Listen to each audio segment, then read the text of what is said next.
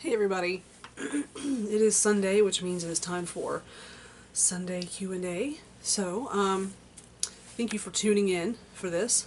I'm going to have to apologize for the bizarre situation in my room. You can see, like, this thing right here and the mess in the background. I'm packing to move, so half my stuff's in boxes and my stuff's just in a big little, just like an explosion in my room pretty much. I'm not going to show you guys the rest of my room because it's pretty embarrassing right now.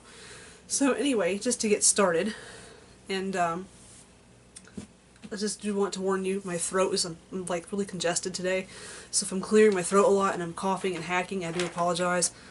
I can't help it, so sorry. But anyway, so, yeah, I just wish my room was not a disaster. So, alright, Sunday Q&A, let's go.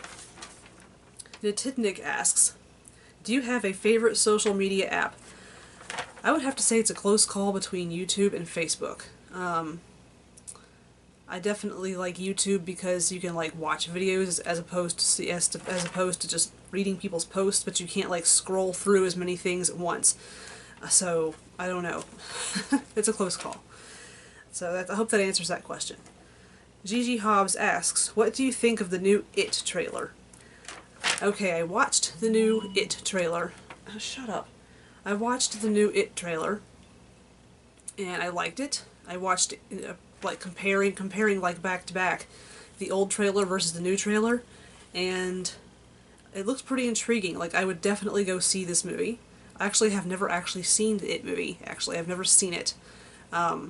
That's something that I need to do, actually, I think, because everybody else seems to have seen it, and I haven't seen it, and I can't talk about it with anybody. So, yeah, they're like, oh, you've seen It, right? And I'm like, no. And they're like, well, what's wrong with you? And I'm like, I guess I'm just bad. I don't watch my horror movies like I'm supposed to. So, see, Gigi Hobbs also asks, any bands or artists you're embarrassed to admit you like? I'm gonna say not really, because honestly, I embrace my individuality, and honestly, there's nothing that I would say that I'm embarrassed about. And honestly, like, I mean, I just don't care what people think. Really, I really don't. And, if I have to admit to something that other people would think that I should be embarrassed about, then that kind of goes against my beliefs, I guess, you would have to say. I mean, if I believe in my individuality, I believe in embracing individuality. And that means embracing all of the parts of myself, even the parts that I think other people would find shocking. So, yeah, I hope that answers that question, and I hope I didn't rant too much. Have you ever had long hair or blonde hair? Yes, I have. I've had long hair a few times, and I have had blonde hair before. With my skin tone, I can get away with, like, frosted blonde hair, and I can get away with... I can't get away with red. I found that out the hard way. But at one point, when I was in high school, my hair was so long I could sit on it. And when I got it cut off, I got it cut into this cute little feathery pixie cut, which I liked for a while. Then, of course, I grew it out again. But yeah, back in the early 2000s, late 1990s, that was the thing. Like the pixie cuts and like those little feathery, like croppy cuts were like the thing for a while. So yeah, and for a while I looked like the Major from Ghost in the Shell. How it was kind of like tapered, like her hair was like a little longer in the front and like shorter in the back, and kind of feathery looking. That's kind of how my hair looked for a little while after I decided I didn't want it to be blonde anymore. So I wish I had some pictures, but I don't because all my stuff's packed in boxes, unfortunately. So, plans to get any pets when you and Brian move in together? Definitely, I would say. I'm a huge fish geek. I really miss my fish aquariums. I used to have a lot of fish aquariums, and I used to work in a pet store in the fish department, and I absolutely loved it, and I really miss my fish a lot. I've had the biggest tank I ever had was 155 gallons, and it had a huge catfish in it. And this catfish got so huge and so just mean and nasty, we couldn't put any other fish in the tank unless it was intended for him to eat it. So, because pretty much he ate whatever fit in his mouth.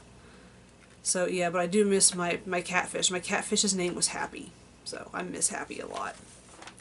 So we're going to get a fish tank, probably a small one to start with, and then Brian wants a cat, but even though I love cats and I would love to have a cat, I don't think it's a good idea to have one living in an apartment because if the landlord knows you have a cat, then they're going to use that as any excuse possible. You're giving them an excuse basically to make up stories to keep your deposit. Because even though when me and my ex had cats in our apartment that I had with him years ago, our cats never peed on the floor or anything. They always used the litter box. We never had a problem with them urinating on the carpet. But the landlord said there was cat urine on the carpet anyway and kept our deposit, and there was nothing we could do.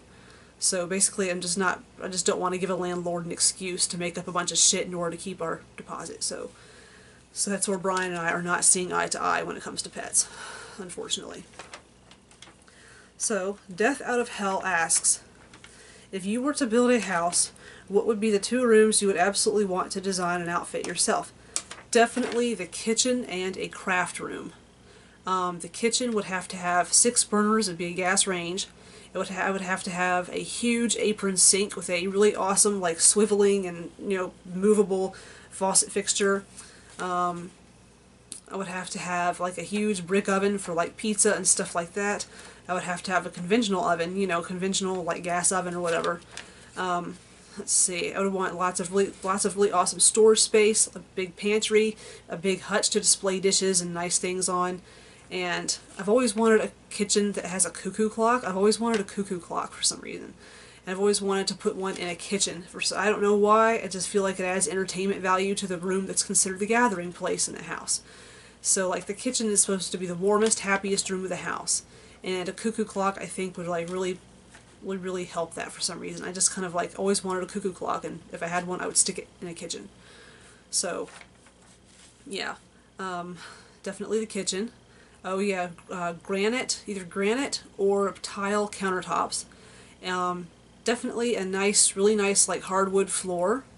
The walls I would put like beadboard about halfway up and then put a chair rail.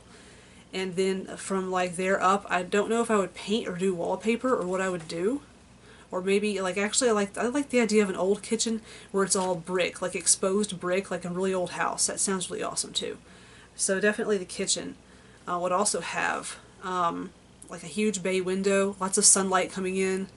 Lots of really awesome lighting over top of the workspaces. A huge like butcher's block where I could sit and chop vegetables and cut meat and do all kinds of cool stuff like that. I do have a meat cleaver, by the way. The corner of it's bent because my ex tried to pry a can open with it once. I wanted to kill him.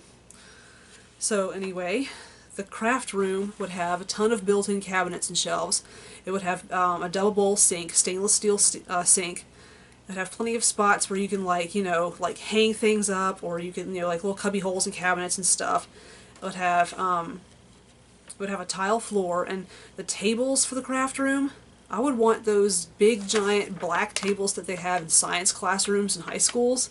Does that make sense? Because those things are basically indestructible. They're so heavy, it takes like 5 people to move one.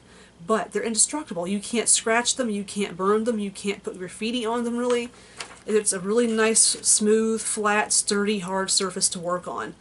I mean, they're made to take all kinds of like, rugged activity and wear and tear. So if you think about it, they're actually perfect for a craft room. So yeah.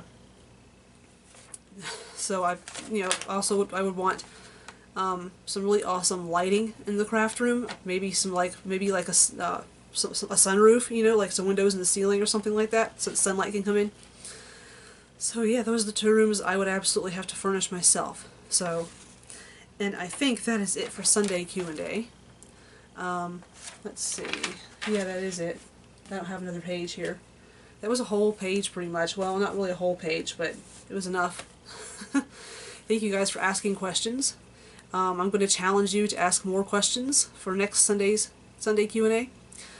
Thank you for watching. I hope you enjoyed this video. Make sure you like, share, subscribe. Leave your Sunday Q&A questions in the comments section down below.